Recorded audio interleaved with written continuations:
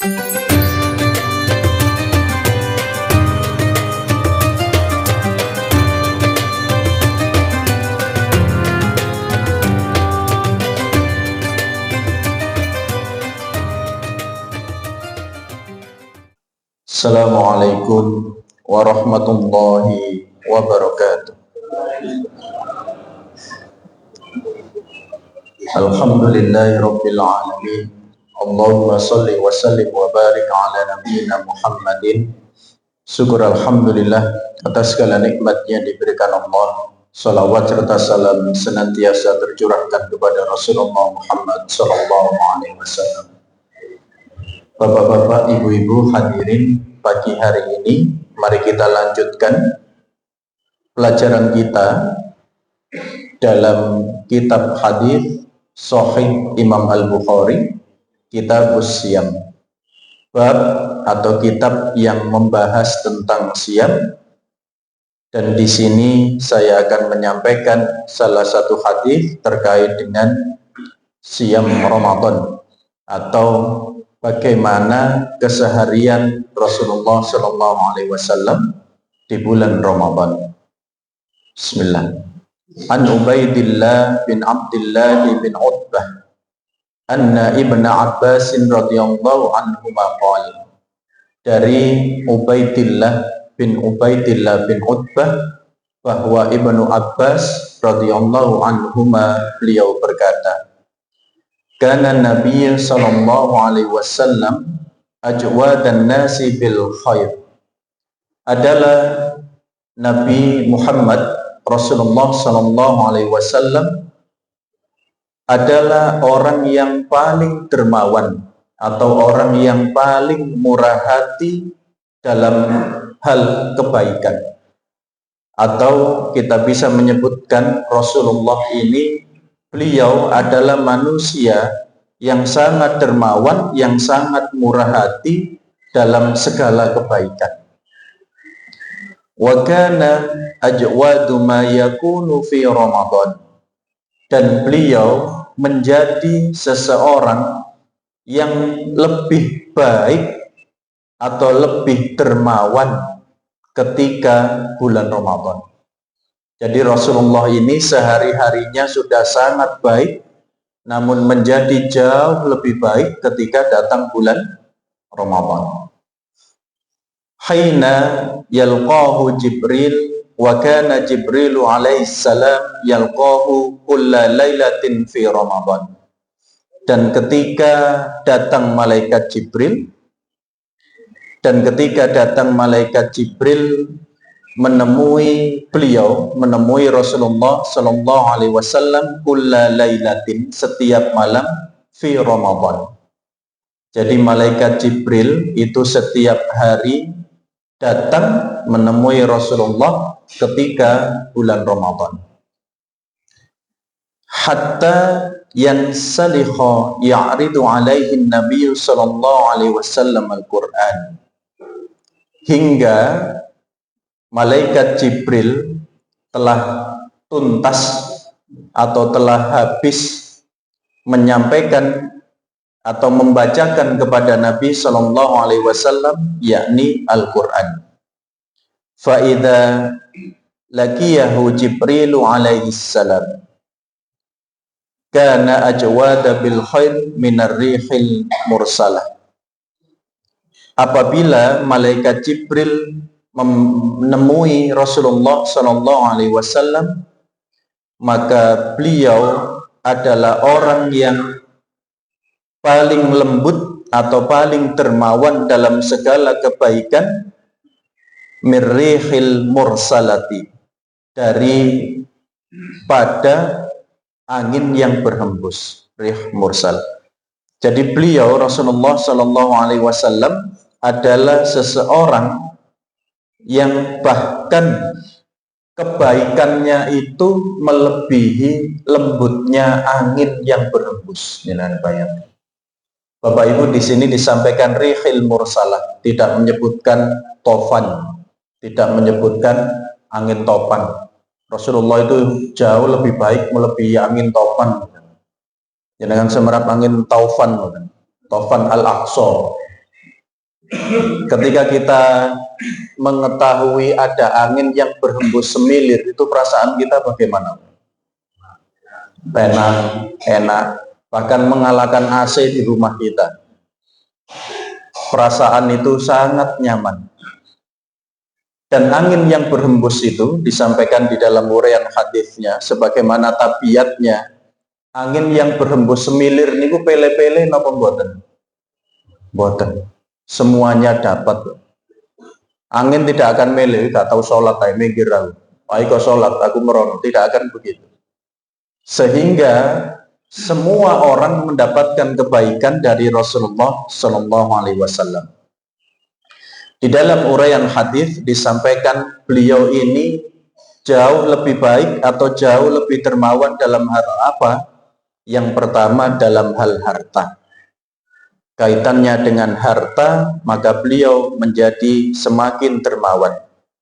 Kaitannya dengan ilmu, kaitannya dengan waktu, kaitannya dengan tenaga, dengan akhlak, adab, dan juga kaitannya perhatian kepada umat. Di sini kita menemukan Rasulullah Muhammad SAW setiap harinya baik. Ketika Ramadan semakin baik dalam segala hal, bahkan melebihi rihil mursalah, angin yang berhembus, dan beliau mengerahkan pikiran beliau, mengerahkan harta beliau, mengerahkan fisik atau tubuh beliau, semuanya untuk kebaikan di bulan Ramadan. Oleh karena itu, Bapak dan Ibu, kita diingatkan Ramadan itu menjadikan kita harus semakin baik. Sebagaimana kita diingatkan di dalam surat Al-Baqarah terkait dengan kewajiban siam. Ujungnya adalah la'allakum tattaqun. Agar kita ini menjadi orang yang bertakwa. Kita juga diingatkan salah satu hadis An Abdillah, jadi yang saya sampaikan ini di dalam Sahih Bukhari ya Bapak Ibu. An Abdillah bin Amrin, berarti Abdullah bin Amr bin Al-As radhiyallahu anhuma, an-Nabi sallallahu alaihi wasallam qala sum min syahri thalathati ayyam. Jadi Rasulullah sallallahu alaihi wasallam itu menyampaikan kepada Abdullah bin Amr radhiyallahu anhuma agar siam atau puasa dalam satu bulan itu thalathata ayyam. Kita melihat Abdullah bin Amr bin Al-As ini adalah salah seorang sahabat yang sangat semangat beribadah, Bapak. Jadi beliau ini ingin hidupnya itu selalu terisi dengan ibadah. Inilah karakter sahabat Rasulullah Shallallahu Alaihi Wasallam. Dan kemudian sahabat Abdullah bin Amr ini bertanya kepada Rasulullah terkait dengan bagaimana jika hidupnya ini diisi dengan banyak ibadah, diantaranya siam. Maka Rasulullah menyampaikan sum min syahri thalathata ayyamin, puasalah dalam satu bulan itu 3 hari. Rasulullah menyampaikan.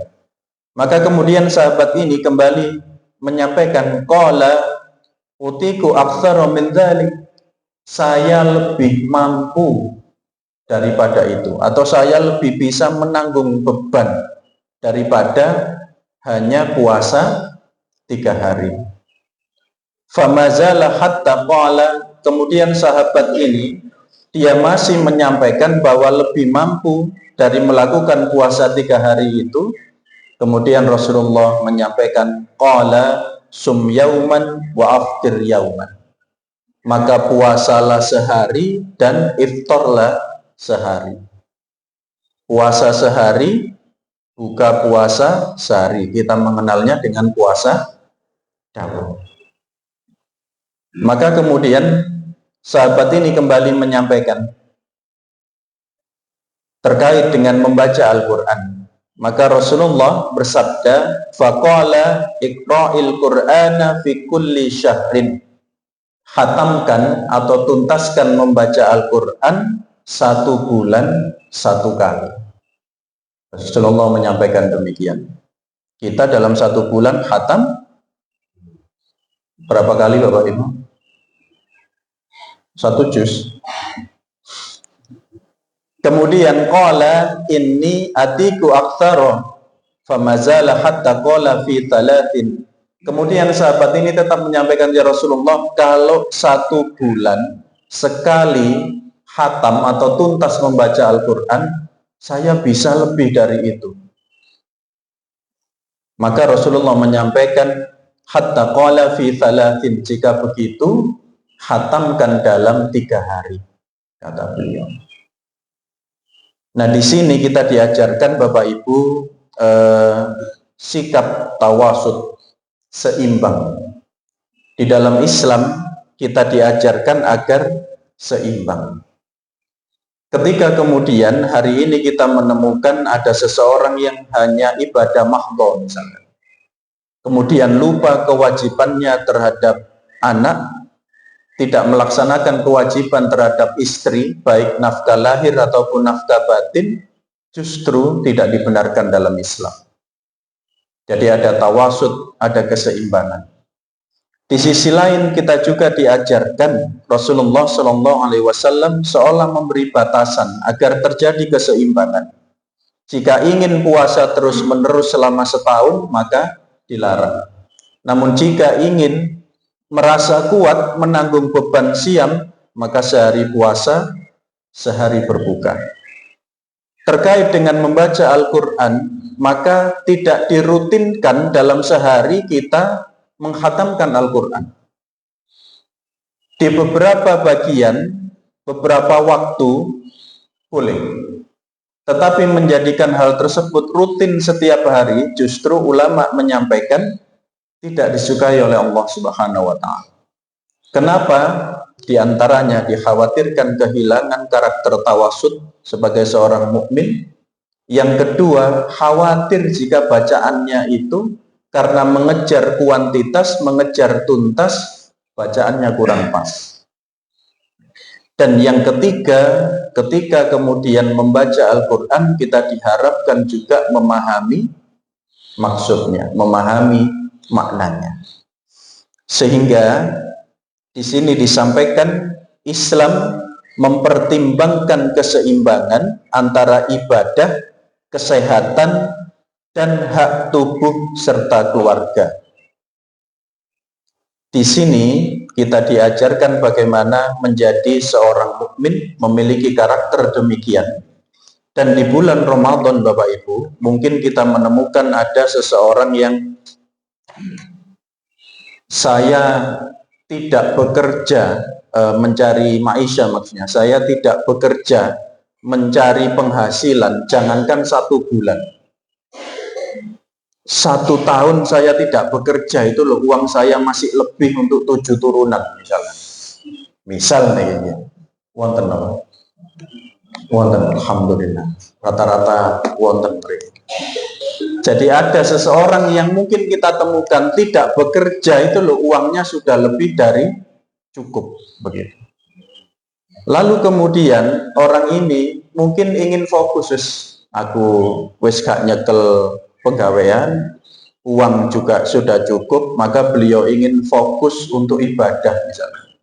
Di situ pun harus diingat bahwa ada tanggung jawab terkait kesehatannya, ada tanggung jawab terkait pendidikan ke keluarganya.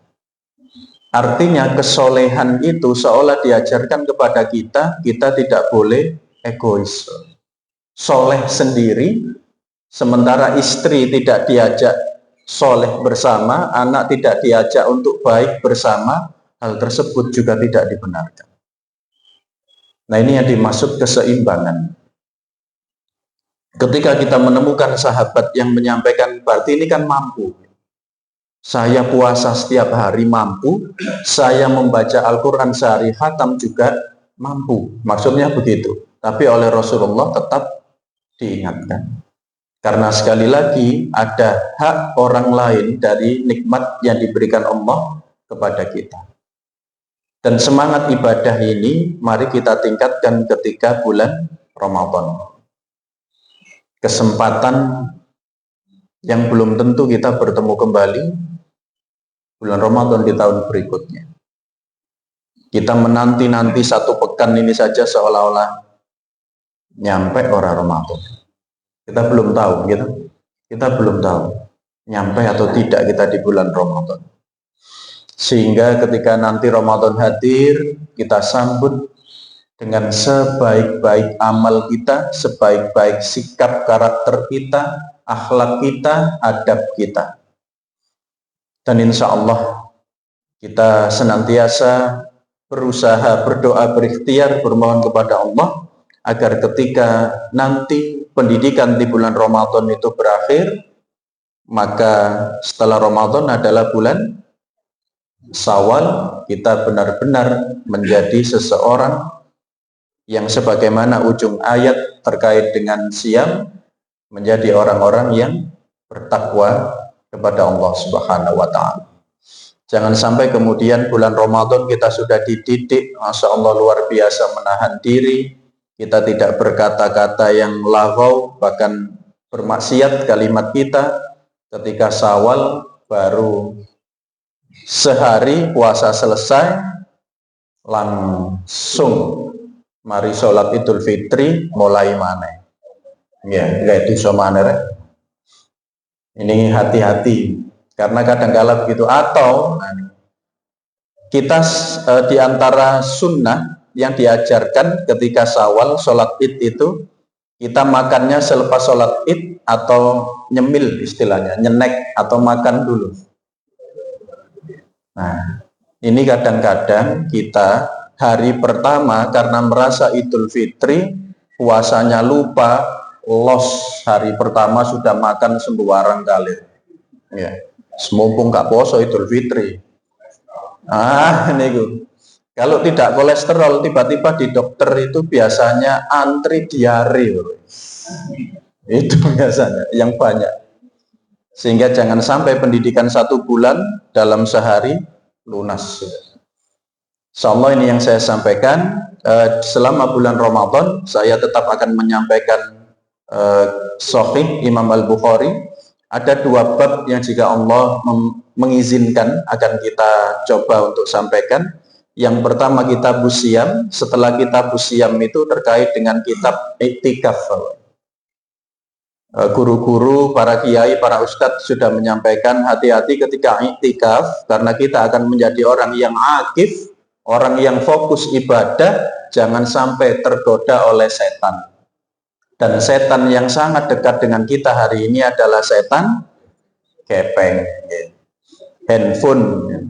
Jadi membawa handphone ketika iktikaf niku nggih kadang deg-deg, kadang lari mateni alarm, ya. Kadang juga ada yang telepon, apalagi internet dinyalakan centang-centing WA, kadang Shopee, macam-macam. Ini hati-hati. Karena orang yang iktikaf itu adalah fokus untuk beribadah kepada Allah Subhanahu wa Ta'ala. Mari kita tutup dengan doa kafaratul majelis.